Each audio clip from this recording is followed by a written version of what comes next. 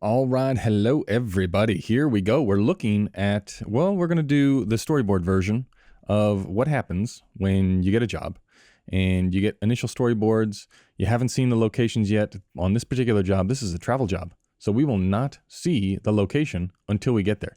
We're going to see pictures of the location, but we're not going to see the location physically, so we need to make a few decisions. The biggest decision is going to be, what are we taking for gear? Because this is out in the middle of nowhere. And in the middle of nowhere, they do not have any film equipment. So we're going to have to take it all with us on a flight, which is expensive. So there's going to be no generator for power. Biggest red flag right away. No generator means, okay, already we're determining that the fixtures are going to be quite small, which means we might have to adapt our normal style. Because the normal style is, if we're looking at a wide shot like this, is what? We've got two customers and we've got a lady behind the bar. They're in this little conversation. First off, what do we do? What's the very first thing that we do? What kind of scene is it? Is it a bar scene? Is it a office scene? Is it a dining room table scene? Does it take place in a vehicle? No, we can cancel that one out. Is it a oneer? No, because these are all different shots. So it's not a oneer or a specialty shot. It's either a bar scene, an office scene, or a dining room table scene. Which is it from a blocking perspective? Because this will inform all of our lighting decisions. It'll make it way easier if we know this answer. And you would probably think, well, it's in a bar, so it's obviously a bar scene. You would be wrong, right? What is a bar scene? A bar scene is when you have two people, they're facing the same direction, or three people, it doesn't matter. Everybody's facing the same direction, okay? And the camera's over here looking at them. This, if you didn't have this lady here, right, we got rid of her. Well, now we do have a bar scene because we'd get rid of this shot and it'd only be this wide and then it would be this. That's a bar scene. As soon as you have someone across the way, well, now we have a line that we can split between the two and go like this, and we know exactly what side of the line we want to be on. If you're me, if you're you, you might want to be on another side, but I like to be on the dark side. So this is an office scene. We've got two people, main character, lady, and our two customers, okay? Main character, lady, two customers. Ideally, if we had a generator and all the lights in the world and we had, let's say that this is actually like our location, right? It just wasn't some random drawn bar, because that's exactly what this is. This is not the location. This is just a storyboard. Immediately in my mind, I'm thinking, okay, that's the door here. So we are going to, and that's a window over there, which we see in the shot.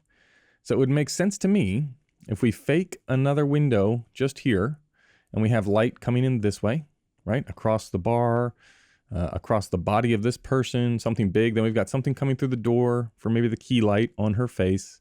Then through these windows out here, we've got something else for the background. Like now we're talking, right? We get everything slightly past the talent, so it's coming back at them with a little back edge. It's lighting up. You know, maybe we put some stuff on this table and we backlight it, and maybe we put a little pattern of sun along here. Maybe we play a prac in the background. These are all the things you're immediately thinking.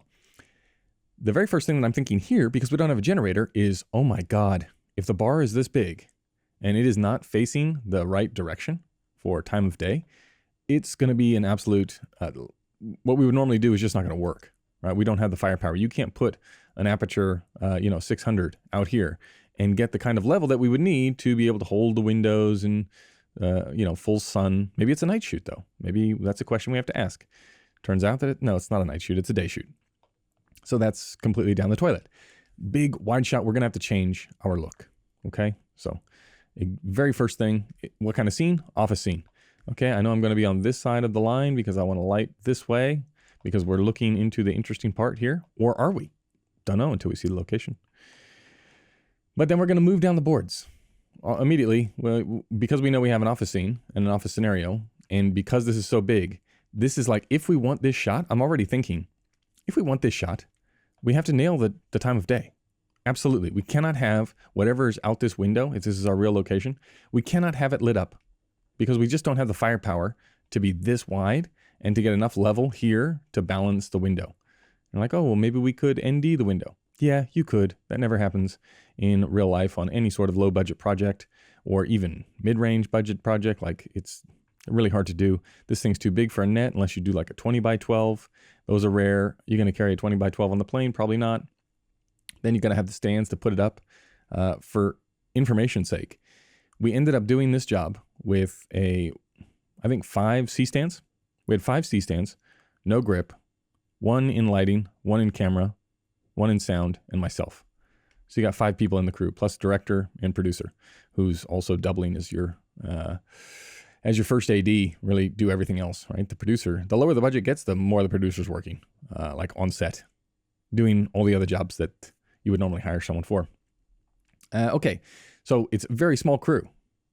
Can't light through the windows. Gonna have to light from inside. So now we need solutions for inside. This is interesting because I'm sure the vast majority of people that are watching this content, I'm sure you're operating at smaller budgets rather than larger budgets, just based on the distribution of total jobs.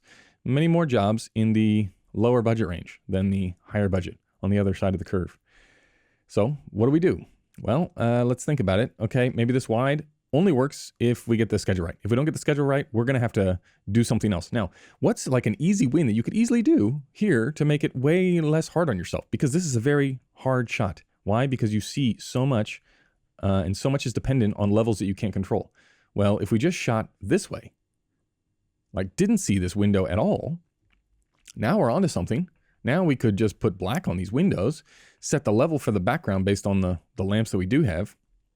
What did I say? We got an aperture 600. We got one of those Nanlite, what do they call them? They're like the light matte version, the 2L light matte version. A couple of 6x6s, an 8x8, and a little LED source 4, little tiny number, right? 3 lamps, a little bit of neg, and an 8x8 and a 6x6 frame. Okay, let's go. And 5 stands. So 5 stands means trouble, because that's not a lot of stands. Okay, let's go from there. We go to this. Now, this is easy, right? We can definitely do this with all of our low budget stuff. We don't really have to worry about this. The only question I would have is, why do we go from here, this side of the line, to the other side of the line, and then back to this side of the line for this shot, right? So that's shadow side. This is the light side over there, shadow side here. For some reason we jump, I'm not sure. Might have just been confusion in the way that the boards were drawn. That's something that I would question. But these things don't matter, especially this one, right? Like this is super easy. The only thing that is determining gear at this point is this shot. Okay, then we've got the classic, I should say the brief for the look was Wes Anderson. So very like front on, art department heavy.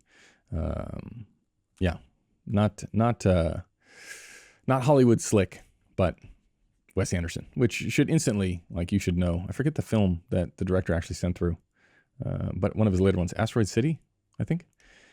Anyway, this is a push in, like classic dolly in to the wall, a picture on the wall, and then the picture in the wall turns into actual real life of this guy, this diver on a boat. So again, super easy because we're just pushing in. Only question here is, well, if there's no grip, who is pushing the dolly? Or where's the dolly coming from if we're on the plane? Hard to put a Panther dolly on a commercial airplane. So that's another question. What are we doing for the dolly? And then we got camel shot, just walking along. And then we're back in the bar. Like, okay, what do we don't really have to know anything for this except let's put the sun behind the person. Like that's the brief to the location manager who is 6 hours away in the middle of the, or not in the middle of Australia, but right on the outback. We shot this in Broome, which is in the tropics, way up north. Can't go in the water because everything will kill you, and super duper hot. So sun behind for the location manager, please.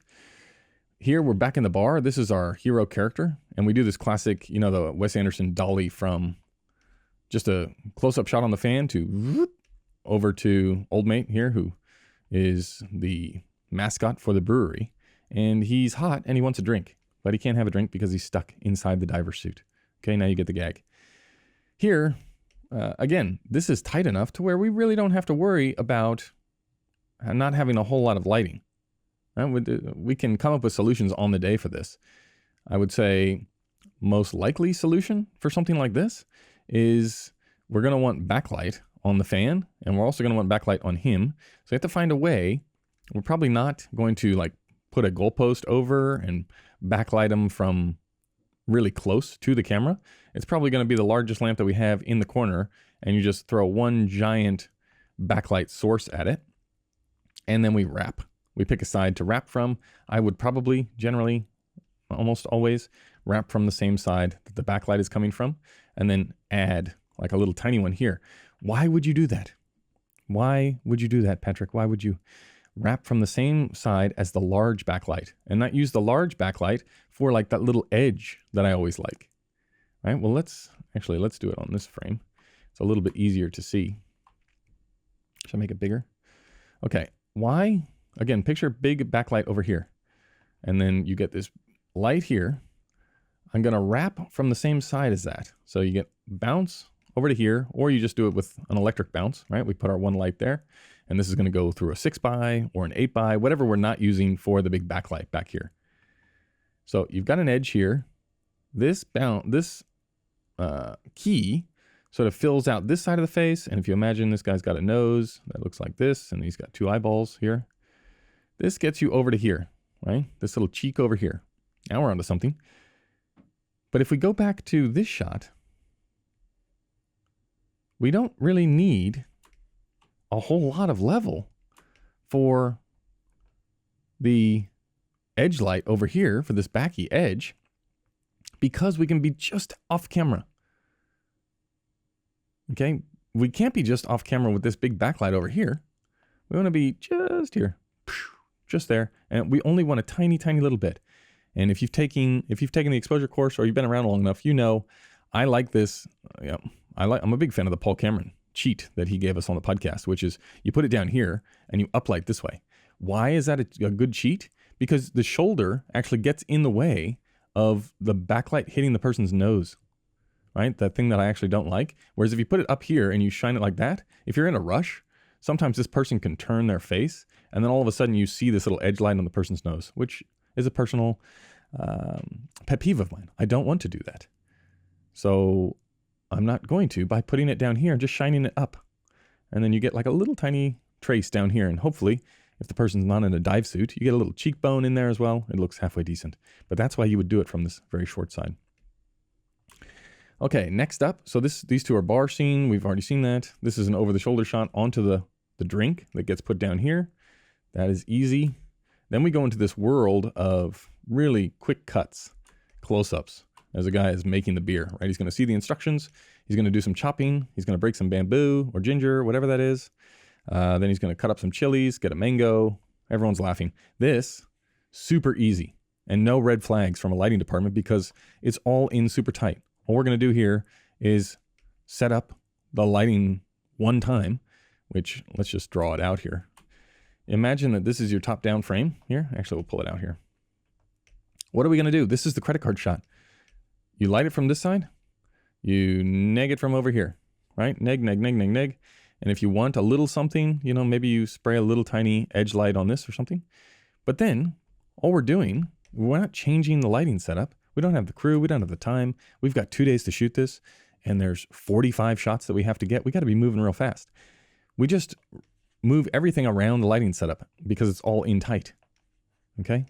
So everything is moved to the lighting as opposed to moving the lighting for the shots.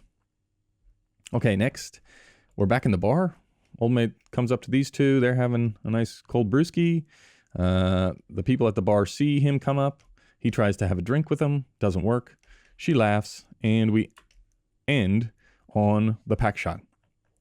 Now, this pack shot, the biggest red flag of the entire pre-production process is like, oh, hold on, are we actually doing this pack shot? Because a pack shot with beer, I mean, this used to be somebody's entire job was doing this one shot. And depending on the client, depending on the agency, like you can get very bogged down in pack shots, tremendously bogged down, because you're never doing just one, like, oh, we're just going to do one beer bottle. No, it's like, we've got 15 different products. We've got to do different combinations of everything. This can take a schedule and just make it explode. Also, you need a lot of light. You don't need lots of level, but you need a lot of light to make beer look nice, especially bottles, because we got to set the whole mood in the background wherever we're going to do that. And in this case, it was inside the bar. And then we have to make the bottle look really nice, which is not an easy thing to do. And you don't want to rush it. And it takes a stylist, and it's quite finicky. So the first question is, are we actually doing this? And it comes back that yes, in fact, we are actually doing it. So we're going to need a solution for this, which we'll talk about in a second. Maybe not this video. I don't know. But here, this is the same bar setup as what we looked at earlier, so that's not a problem. This is in tight. This is in tight. That same line as before. We're laughing there. No red flags. The other thing was we had these little snippets, these little vignettes that are not in the bar, that are exterior shots. So we're going to be shooting like a little interview about the dude not being able to put his helmet on, not be able to take his helmet off.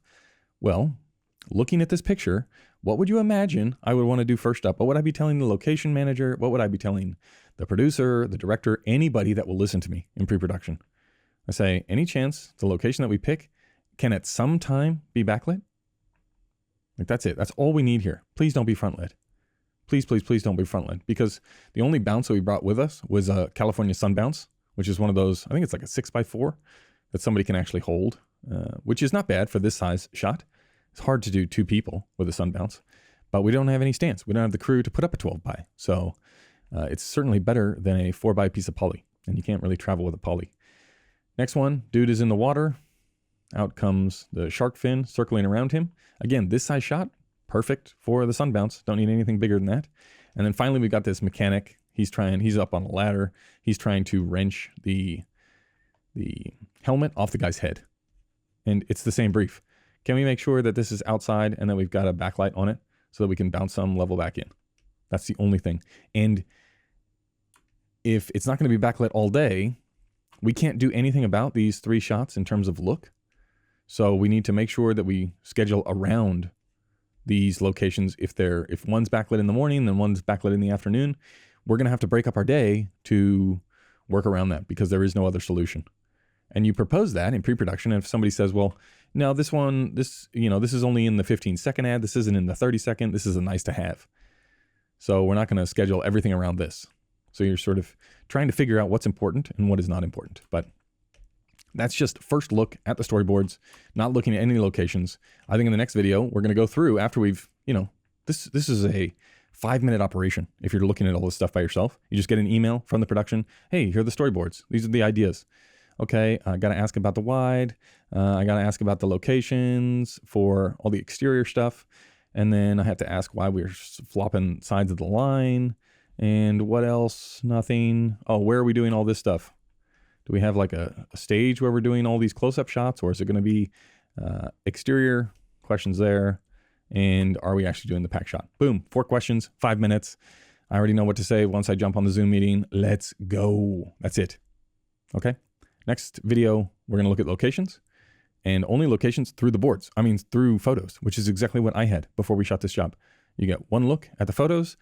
9 times out of 10, they're dog shit quality, and you got to make do with the best that you can and come up with a plan that can be flexible. So on the day when you actually get there and you realize that the photos were horrendous and from 1986, and there's been 16 renovations since then, you're going to have to change the plan.